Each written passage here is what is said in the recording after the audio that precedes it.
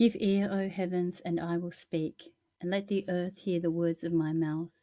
May my teachings drop as rain, my speech distill as the dew, like gentle rain upon the gentle grass, and like showers upon the herb.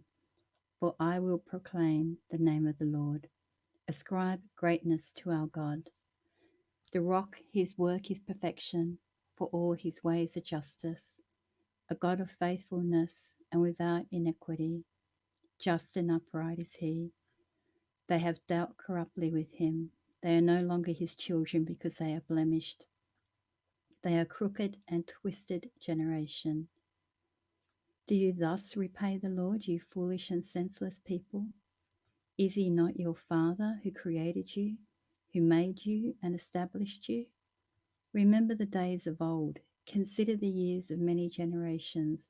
Ask your father, and he will show you, your elders, and they will tell you, when the Most High gave the nations to their inheritance, when he divided mankind, he fixed the borders of peoples according to the numbers of the sons of God.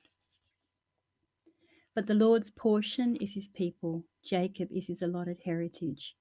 He found him in a desert land and in the howling waste of the wilderness. He encircled him, he cared for him.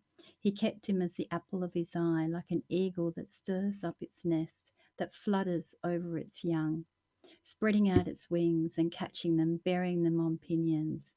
The Lord alone guided him. No foreign God was with him. He made him ride on the high places of the land, and he ate the produce of the field. He suckled him with honey out of the rock and oil out of the flinty rock, curds from the herd and milk from the flock, with fat of lambs, rams of Bashan, and goats, with the very finest of the wheat. And you drank foaming wine made from the blood of the grape. But Jeshurun grew fat and kicked. You grew fat, stout, and sleek. Then you forsook God who made him, and scoffed at the rock of his salvation. They stirred him to jealousy with strange gods, with abominations they provoked him to anger. They sacrificed to demons that were no gods, to gods they had never known, to new gods they had come recently, whom your fathers had never dreaded. You were unmindful of the rock that bore you, and you forgot the God that gave you birth. The Lord saw it and spurned them because of the provocation of the sons of his daughters, and he said, I will hide my face from them. I will see that their end will be, for they are a perverse generation, children in whom there is no faithfulness. They have made me jealous with what is no God. They provoke me to anger with their idols, so I will make them jealous of those who are no people. I will provoke them to anger with a foolish nation. For a fire is kindled in my anger, and it burns to the depths of Sheol, devours the earth and its increase, and sets on fire the foundations of the mountains. And I will heap disasters upon them, and I will spread many arrows on them, and they shall be wasted with hunger, and devoured by plague, a poisonous pestilence. I will send teeth of beasts against them with the venom of things that crawl in the dust. Outdoors the sword will bereave, indoors terror, for young man and woman alike, the nursing child and the man of grey hairs. I would have said, I will cut them to pieces, I will wipe them from human memory, had I not feared provocation by the enemy, lest their adversity should misunderstand, lest they should say, our hand is triumph. It was not the Lord that did this. For they are a nation void of counsel, they have no understanding in them. If they were wise, they would understand this, they would discern the later end. How could one have chased 1,000, or two put 10,000 to flight, unless the rock had sold them, and the Lord had given them up? For the rock is not of our rock, our enemies are by themselves. For their vine comes from the vine of Sodom, from the fields of Gomorrah. Their grapes are the grapes of poison, their clusters are bitter, their wine is the poison of serpents, and cruel venom of asps. Is not this laid up in store with them, sealed up in my treasuries? Vengeance is mine, and my recommence. For the time when their foot shall slip, for the day of their calamity is at hand, and their doom comes swiftly.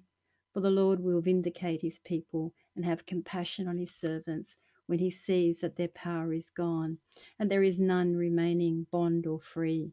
He will say, where are their gods, the rock of which they took refuge? Who ate the fat of their sacrifices, who drank the wine of their drink offering? Who let them rise up and help you? Let them be your protection. See now that even I am He, and there is no God beside me. I kill and make alive, I wound and I heal, and there is none that can deliver out of my hand. For I lift up my hand to heaven and swear, as I live forever, if I sharpen my flashing sword and my hand takes hold on judgment, I will take vengeance on my adversaries. I will repay those who hate me, and make my arrows drunk with blood, and my sword shall devour flesh.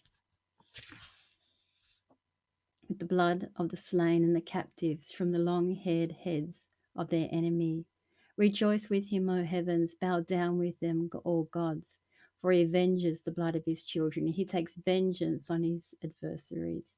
He repays those who hate him, and he cleanses his people's land.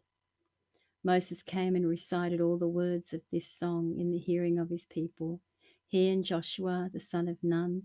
And when Moses had finished speaking all the words to Israel, he said, take to heart all the words which I am warning you today, that you may command them to your children, and that they may be careful to do all the words of this law. For there are no empty word for you, but they are the very life, and by this word you shall live long in the land that you are going over to the Jordan to possess.